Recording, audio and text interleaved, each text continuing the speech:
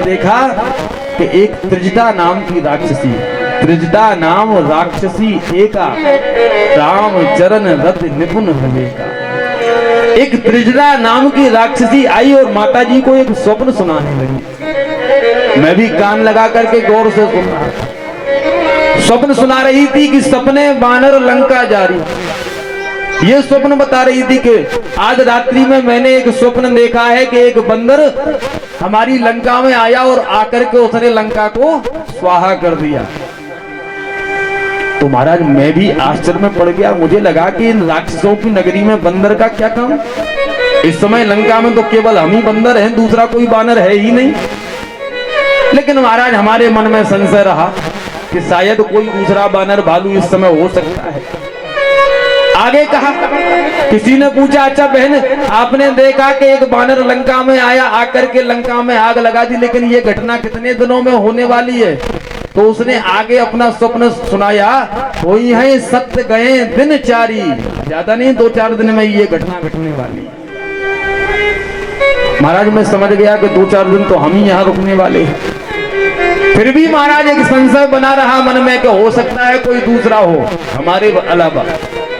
लेकिन प्रभु जब स्वयं रावण का पुत्र मेघनाद मुझे पकड़ करके रावण के दरबार में लेकर के आया और जब स्वयं रावण ने ये आज्ञा दे दी कि इस बानर की पूंछ में आग लगा दो, तो महाराज मैं पक्का समझ गया कि आप ही ये सब करवाना चाहे, तो इसलिए सारी लीला चल रही है। और प्रभु जब मेरी पूंछ में आग लगाई गई तो आप ही बताइए प्रभु, यदि किसी के अंग में किसी बानर की पूंछ में आग लगा दी जाए तो क्या वो बानर खड़ा होकर के जलने की प्रतीक्षा करेगा?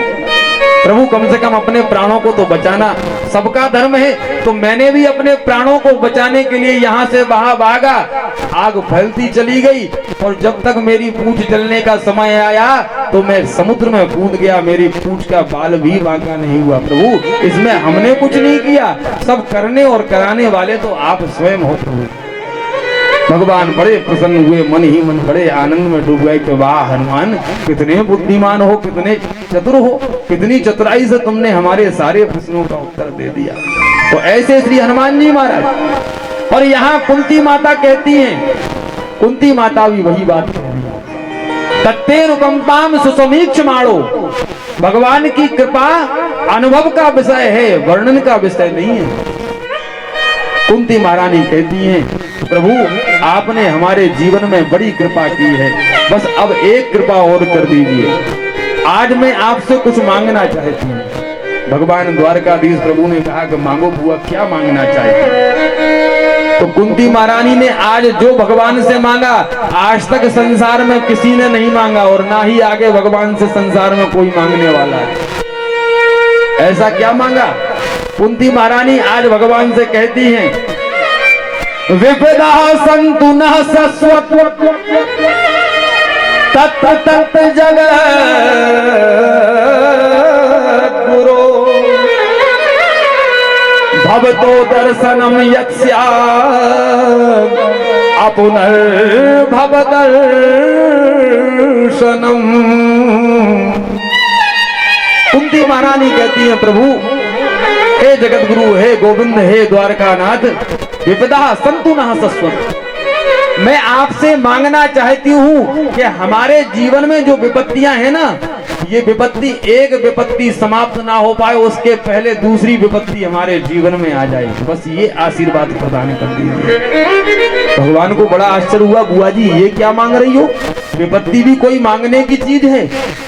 तो कुंती महारानी कहती है हाँ प्रभु, क्योंकि हमने देखा है कि जब जब जीवन में सुख आता है, जब जब हमारे जीवन में विपत्ति आई तब तब आप उन विपत्तियों से बचाने के लिए दौड़े दौड़े हमारे पास चले आए।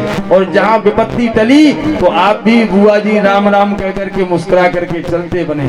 तो जो विपत्तियां आपसे हमें मिलाती हैं तो हम तो यही चाहते हैं कि ऐसी विपत्तियां एक के बाद एक हमारे जीवन में आती रहें। और जो सुख आपसे हमें दूर करता है ऐसा सुख हमें जीवन में नहीं चाहिए। सुख के माथे सिर पड़े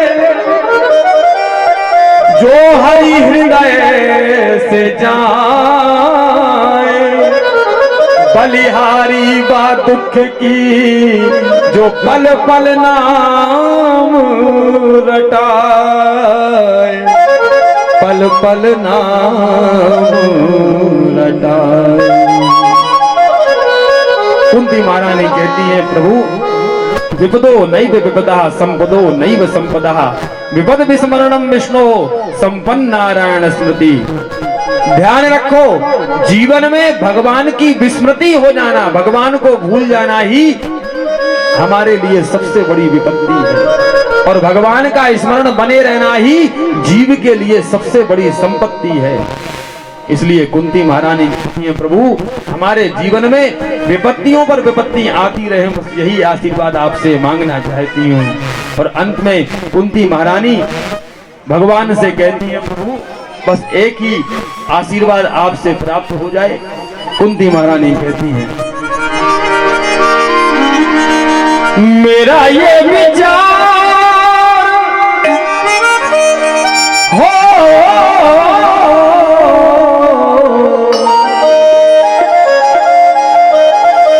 मेरा ये विचार कभी ना बदले हो दाता, तेरा मेरा प्यार कभी ना बदले हो दाता, तेरा मेरा प्यार कभी ना बदले हो दाता, तेरा मेरा प्यार कभी ना बदले।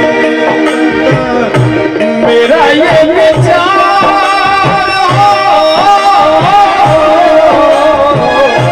मेरा ये विचार कभी ना बदले हो दाता, तेरा मेरा प्यार कभी ना बदले हो दाता, तेरा मेरा प्यार कभी ना बदले हो दाता, तेरा मेरा प्यार कभी ना बदले। सभी लोग कुंती बुआ के कुंती माता के भाव में आकर के प्रेम से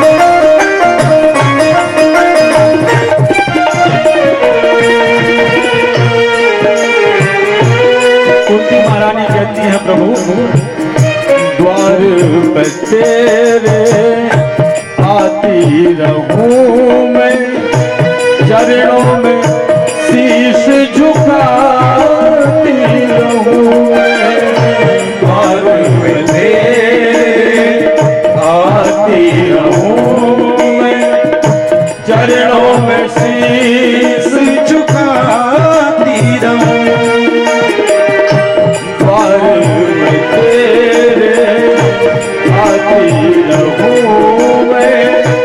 चरणों में शीश झुकाती रहूं मैं, द्वार में तेरे आती रहूं मैं, चरणों में शीश झुकाती रहूं। मेरा ये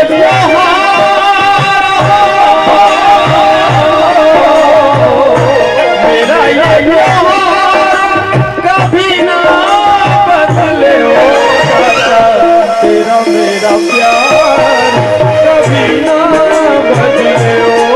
दाता, तेरा मेरा प्यार कभी ना बदले हो दाता, तेरा मेरा प्यार कभी ना बदले।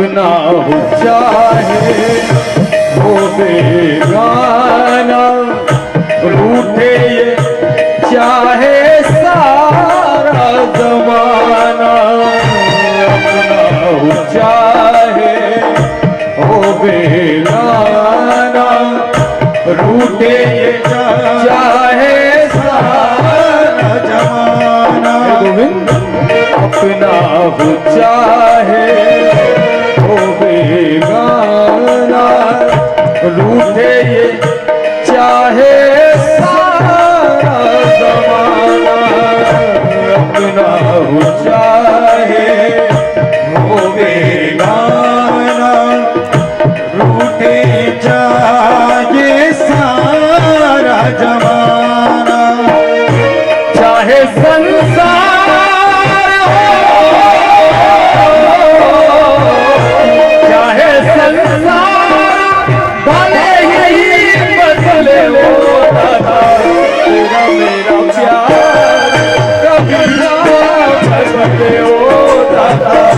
तेरा मेरा प्यार कभी ना बदले ओ दाता, तेरा मेरा प्यार कभी ना बदले।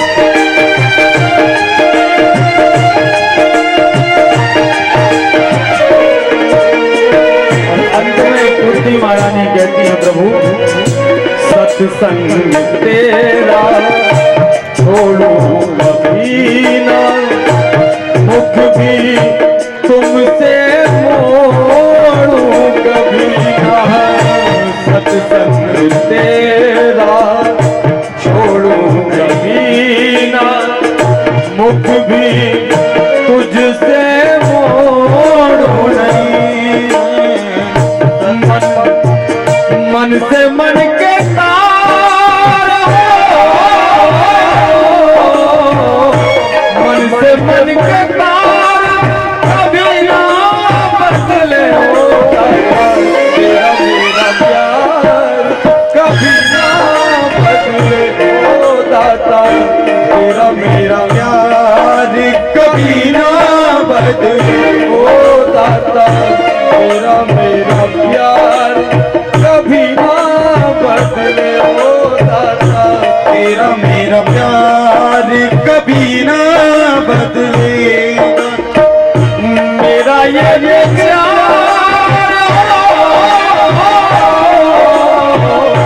मेरा ये विचार कभी ना बदले हो दाता, तेरा मेरा प्यार कभी ना बदले हो दाता, तेरा मेरा प्यार कभी ना बदले हो दाता, तेरा मेरा प्यार कभी ना बदले।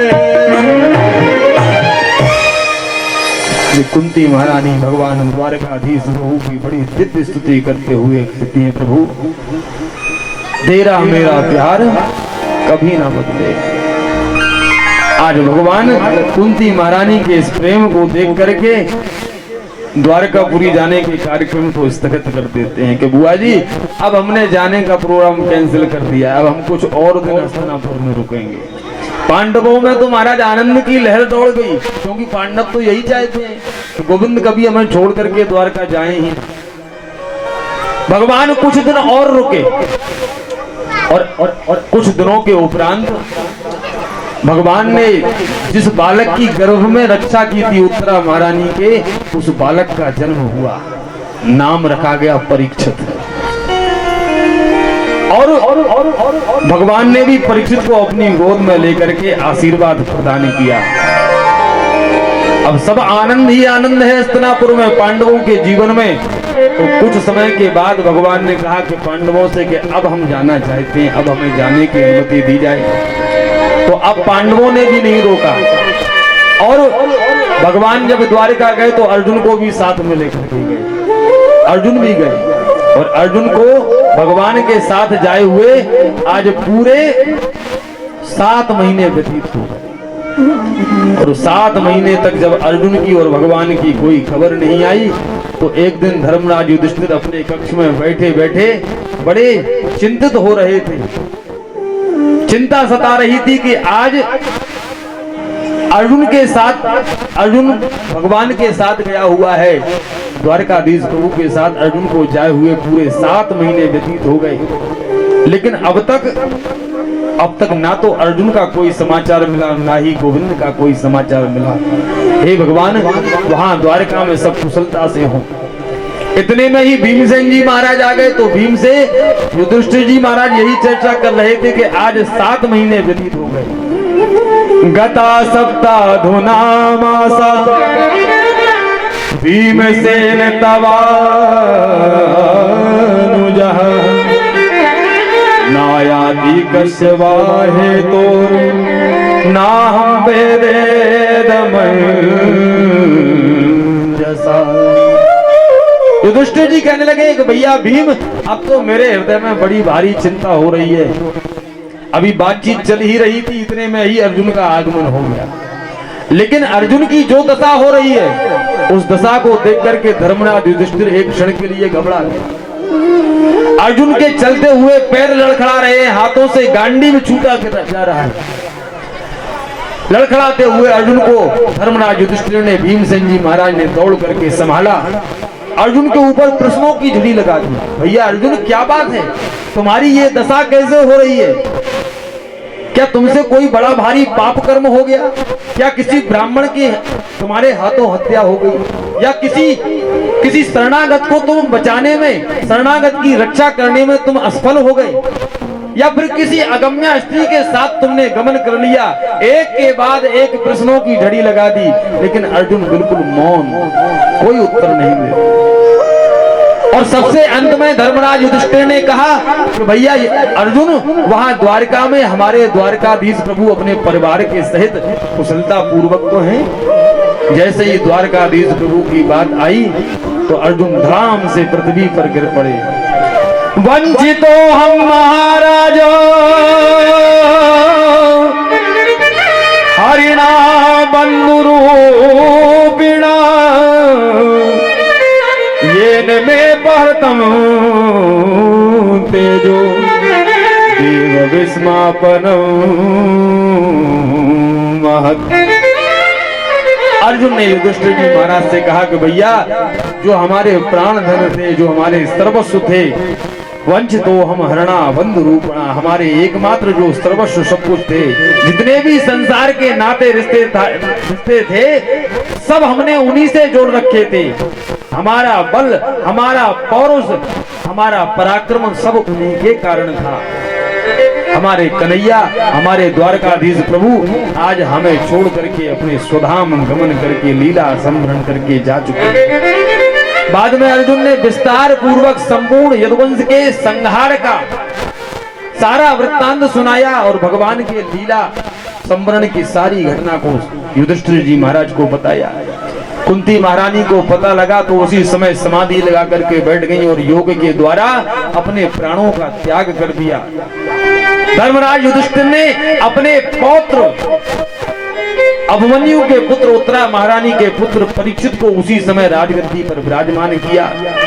नन्ही सी अवस्था है परीक्षित जी महाराज की, राजगद्दी पर विराजमान किया, राज तिलक कर दिया और उसी समय अपने समस्त भाइयों के साथ में, द्रौपदी महारानी के साथ में सब कुछ त्याग करके स्वर्गारोहण की यात्रा पर निकल पड़े। मार्ग में एक एक कर समस्त पांडवों के शरीर छूटते गए और अंत में सशरीर केवल धर्मराज युधिष्ठिर ही स्वर्ग को प्राप्त हुए। श्री सूत जी महाराज कहते हैं सौनकादिक ऋषियों से के ऋषियों, यहाँ परीक्षित जब नन्ही सी आयु में हस्तिनापुर के राजा बने, थोड़े बड़े हुए, चारों ओर अपने पूर्वजों की यशो गाथा को सुनते हैं तो धर्मराज परीक्षित जी महाराज बड़े प्रसन्न होते हैं। एक दिन कुछ बड़े हुए तो शिकार खेलने के लिए निकल पड़े। अपने सर पर स्वर्ण मुकुट धारण किए हुए